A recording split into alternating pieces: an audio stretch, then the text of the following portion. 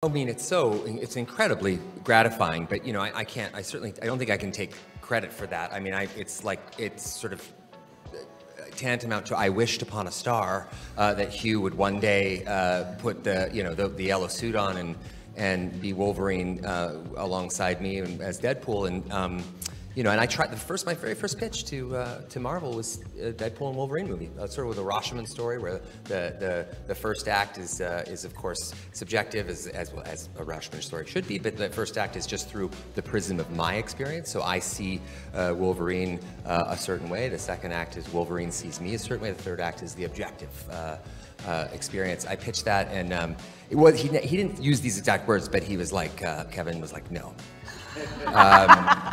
I think there was an absolutely not, and the exit's that way.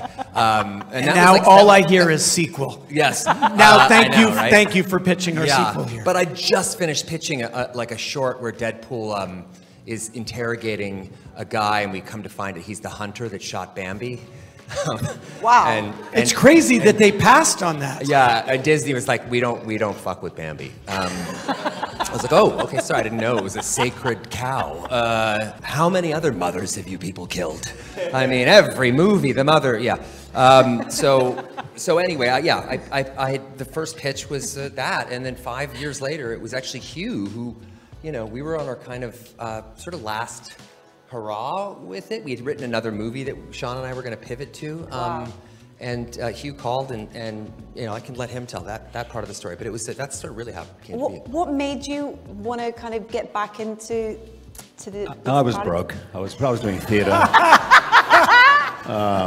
Yeah. Theaters, yeah. It's just the love of the game, yeah. It's a killer. I mean, his nighttime skincare routine alone would bankrupt you. I mean, it's where these products come from, I don't even know. So the truth is, I meant what I said when I said I'm done. That Logan was going to be my last. I announced it before we'd shot Logan, and about 3 days after that, I saw Deadpool 1. So what's that, 2016? And about 15 minutes into the movie, I was like, oops, maybe I should have watched this first. But then for the next 4 or 5 years, I could see those two characters together. I was watching the movie, all I kept thinking about was 48 Hours, The Odd Couple, Planes, Trains, Automobile. I could see how these two characters would work.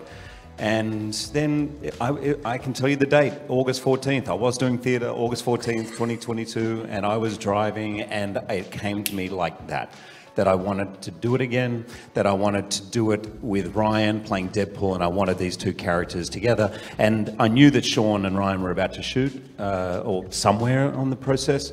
And Not even close. I pulled up, I thought they were about to shoot, so I pulled over the side of the road and I rang Ryan and I said, Ryan, I want to do this. Please tell me you'll do this. Please tell me. I really want to do it. So like when in the modern era, when someone like calls you on the phone, like Hugh called me and I was like, what's going on? Are you dead? Like, why are you on the phone with me?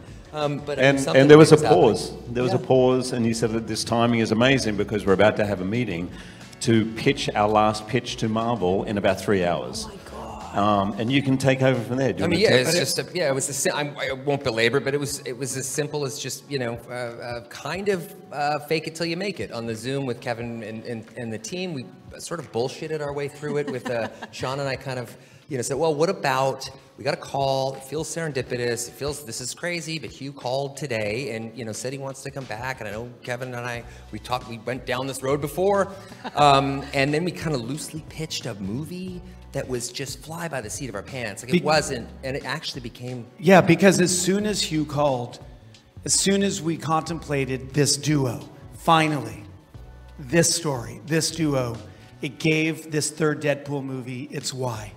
It gave us the heart of this story, and it's given us the heart of the movie. And the how also came together quite quickly after that, because we you know, Logan is very sacred. I mean, we all revere that film and Hugh's performance. So finding the how was really interesting. But once we locked into that, in large part to Hugh and his sort of thought process around the role and the character, it was just so much fun. And writing this kind of movie, you don't really write the comedy as much.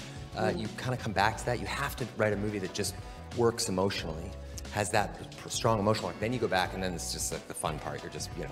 Well, that was one of the things I wanted to ask you, because just hearing you talk about how quick you had to react to to Hugh reaching out and going, let's do it, to you then having to pitch that, it feels like it's come from a genuine, real place of friendship and trust and a relationships that's been poured into the story in a way. Is that fair? I mean, we were talking about it this morning, and I don't mean to sound esoteric about it or a little too sappy or emotional, but like we really feel like the three of us kind of, loved each other into this moment when the way this movie turned out, because it's rare that you have an experience that is kind of peerless, and then that experience somehow is even better on the screen, and the movies just feel so complete and and also different, like a different type of movie for the MCU, which we're all immensely proud of. It's a yeah.